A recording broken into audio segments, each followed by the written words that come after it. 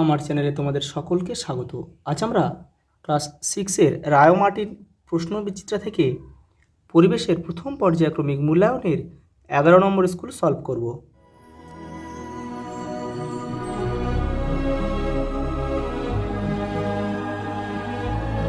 প্রথম প্রশ্ন দেখো, ইস্ট হলো এক প্রকার ছত্রাক। পরেরটা দেখো, পটাশিয়ামের চিহ্ন হচ্ছে কে। সাগর কুসুম মিথজীবিতার সম্পর্ক গড়ে তোলে জাপ পোকা শালিক সন্ন্যাসী কাঁকড়ার সঙ্গে, এটা হবে সি। পরেরটা দেখো, কোনটি রাসায়নিক পরিবর্তন? মোম গলে গেল, এটা ভৌত পরিবর্তন। লোহায় মরচে ধরা, এটা হচ্ছে রাসায়নিক পরিবর্তন। পর্যাবৃত ঘটনার উদাহরণ দাও। দেখো এখানে পর্যাবৃত ঘটনা হবে পূর্ণিমা, যেটা বারবার ফিরে ফিরে আসে কিন্তু পর্যাবৃত ঘটনা। দেখো ভূমিকম্প যখন তখন হতে পারে, কিন্তু পূর্ণিমা দেখো একটা নির্দিষ্ট সময় অন্তর কিন্তু 15 দিন অন্তর অন্তর ঘুরে ফিরে কিন্তু আসে। পূর্ণিমার 15 দিন পরে অমাবস্যা, অমাবস্যা 15 দিন পরে আবার পূর্ণিমা। হরপাবান যখন তখন আসতে পারে, সুনামি যখন তখন আসতে পারে, সেই জন্য এগুলো কিন্তু অপর্যাবৃত ঘটনা। অধাতু যা তড়িতের সুপরিবাহী, সেটি হচ্ছে গ্রাফাইট। দেখো কোন জিনিসটি প্রাণীদের থেকে পাওয়া যায়? সূত্রে দড়ি, উলটা হচ্ছে কিন্তু প্রাণীদের থেকে পাওয়া যায়। ভেড়া থেকে কিন্তু আমরা পাই। আমাদের চোখ ভালো রাখতে সাহায্য করে ভিটামিন এ। প্রদত্ত কোনটি সোডিয়াম ক্লোরাইডের সংকেত? NaCl। দেখো কোথায় আছে, এই যে NaCl। চিনির গাঢ় দ্রবণে একখণ্ড মিশ্রি দানা দিলে দানাটি আকারে বড় হয়, এই প্রক্রিয়াটি কি? পরিস্রাবন, আস্রাবন, কেলাসন। পরে দেখো, ফসফিনের সংকেত কোনটি? দেখো pH 3 ফসফিনের সংকেত। পরে দেখো, বাম দিক ডান দিক মেলাতে হবে। দেখো রজন ভৌতবরিত প্রাকৃতিক ঘটনা। কাঠপালিশ, হ্যাঁ এইটা কাঠপালিশটা হবে রজন, তাহলে এটা আমাদের 1 লিখতে হবে। লোহায় মরচে পড়া একটা প্রাকৃতিক ঘটনা, তাহলে এটা আমরা 2 লিখবো। এখানে কেউ তীর চিহ্ন দিয়ে কিন্তু মেলাবে না। কার্বন কালো রঙের কঠিন পদার্থ, এখানে আমরা 3 লিখব। Chlorine halogen tablet. আর কর্পূর উবে যাওয়া একটা ভৌত পরিবর্তন। দেখো পরেরটা দেখো, পিঁপড়ে শূন্যস্থান পূরণ করে। পিঁপড়ে ও ড্যাশ হলো পরস্পর দুটি মিথজীবী প্রাণী, এটা হবে জাপ পোকা বা অ্যাফিডস।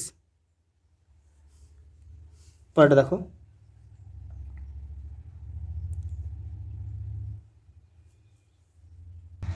দেখো, PCl5 এর পুরো নাম কি? এটা হবে ফসফরাস পেন্টাক্লোরাইড। Phosphorus pentachloride.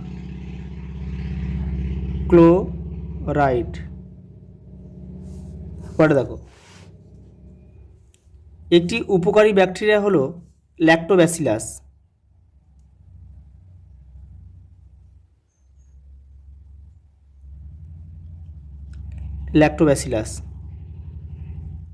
ম্যালাথিয়ান হলো একটি রাসায়নিক কীটনাশক।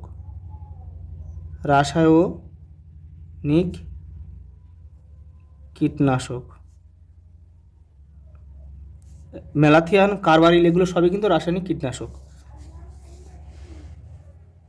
পরে দেখো, একটি পাখির নাম লেখো যে পরাগ মিলনে সাহায্য করে। মৌটুসি।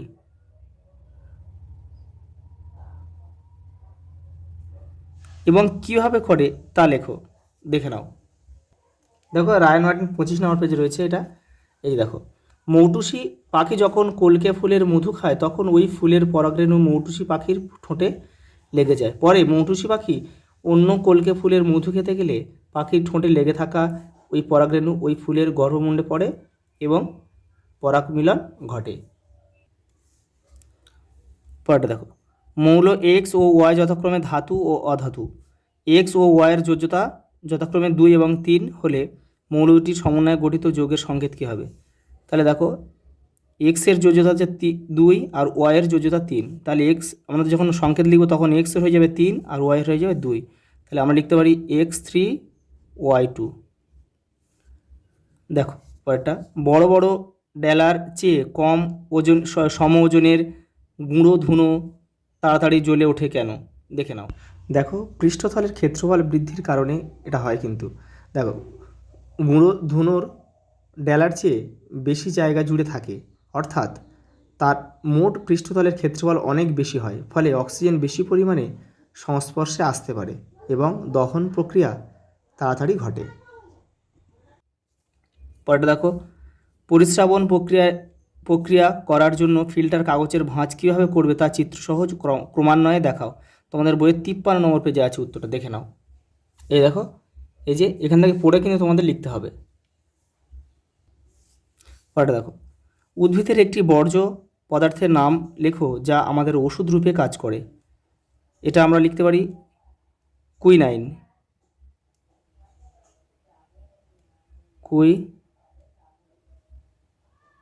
কুইনাইন এটা যা আমাদের কি ওষুধ রূপে কাজ, এটা হচ্ছে ম্যালেরিয়া রোগের ওষুধ কিন্তু রূপে কাজ করে।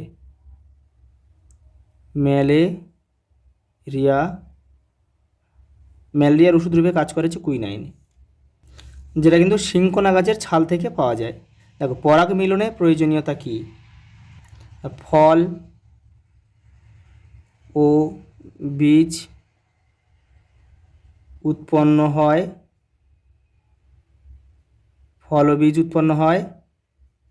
আর বংশ বৃদ্ধি হয়। পরেরটা দেখো, একটি উদাহরণ দাও যেখানে ভৌত ও রাসায়নিক পরিবর্তন একই সঙ্গে ঘটে। মোমবাতির